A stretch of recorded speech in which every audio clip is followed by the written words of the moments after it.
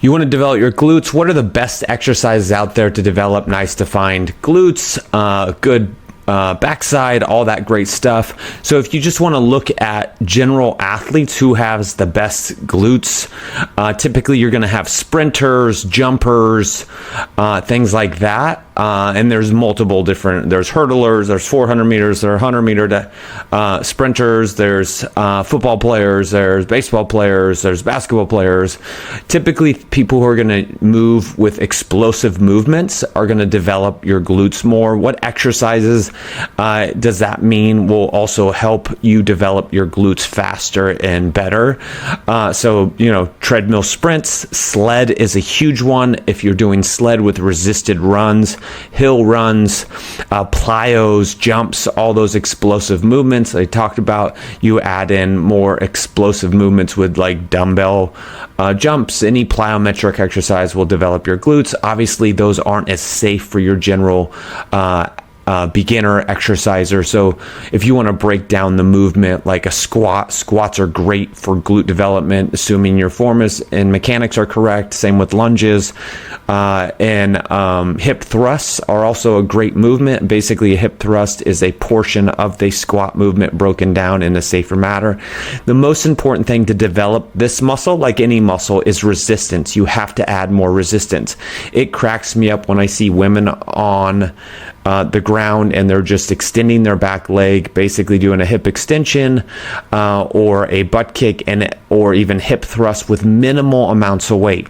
Muscles grow with intensity. Intensity means a heavier weight. So if you're not stacking that weight on that barbell to really exert a lot of force, you're not really developing that muscle in that best way possible. Obviously, for muscle hypertrophy, the predominant rep range is 8 to 12 repetitions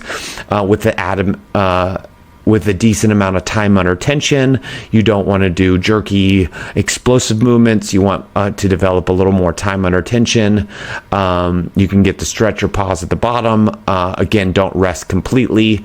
So a lot of times people will do exercises like a step up, but they'll step up with their left, then they alternate to the right. Well, if you want to develop your muscles maximally, what you do is just the one side on your left and extend up and extend down and never rest that muscle so it's constantly under tension. That has been shown to help improve more muscle growth as opposed to resting in between, just like walking lunges versus lunges that are in place where you're putting all that attention on that one side of the glute or hamstring or quad when you're doing that movement. Same with squats, right? You don't want to squat, then stand up tall and rest for a minute before you do another rep.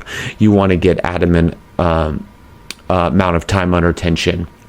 When you do squats or lunges or, hip thrusts or deadlifts or things like that, obviously, right, you have to be consistent. It has to happen over time. If you really want to track your progress, you should look at your measurements, all that stuff. A lot of women might think they have a thick backside and all that stuff, but it's just a lot of storage of adipose tissue, which I guess if they're happy with and that's their objective, then that is fine.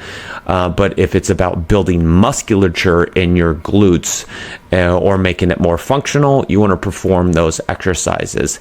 Like I said, sled is a great form. Sprinting, hill sprints are great movements. Explosive movements like any plyometric exercise out there, box jumps, depth jumps, things like that.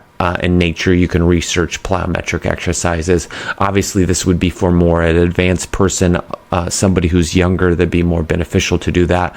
And then, your garden variety of your basic weightlifting movements like squats, lunges, step ups, things like that.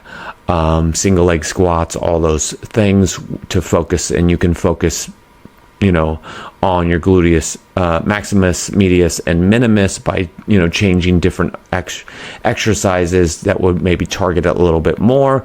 But again, it's about intensity, heavier weight, that proper time under tension within that rep range. So that's not saying if you do higher reps that you won't grow your muscles, but predominantly you want to stay in that rep range. Over time, if you look at mesocycles and macrocycles, is you don't want to stay in any one of those where you do 8 to 12 reps for, let's say 8 weeks or 12 weeks with not changing it. So your body will adapt. Every 4 to 6 weeks, you should be changing your sets and reps. Unless you're, changing them throughout the week, then, you're getting that different stimulus. But every 4 to 6 weeks, if you're considered more of an advanced lifter, you can change to, 15 to 30 reps, or 1 to 6 reps, which are more neurological and strength development. So then you can go back to 8 to 12 and benefit more because your body will adapt. Hopefully this was helpful. Obviously you could do force negatives. You can do all kinds of different things that will help those glutes grow and create a little bit more stimulus if you're getting stuck. But remember, consistency is the key to all of this stuff. Get in the gym, be consistent. Your glutes aren't going to grow overnight. It's going to take, weeks, months, years to really develop the backside that you're really wanting, if that's your goal. Hopefully this was helpful. Again, if you have any questions, you want to reach out and understand in more detail what specific exercises or what a good exercise routine would be to develop that musculature, then reach out, leave a comment, and I wish you guys all the best. Take care. Bye.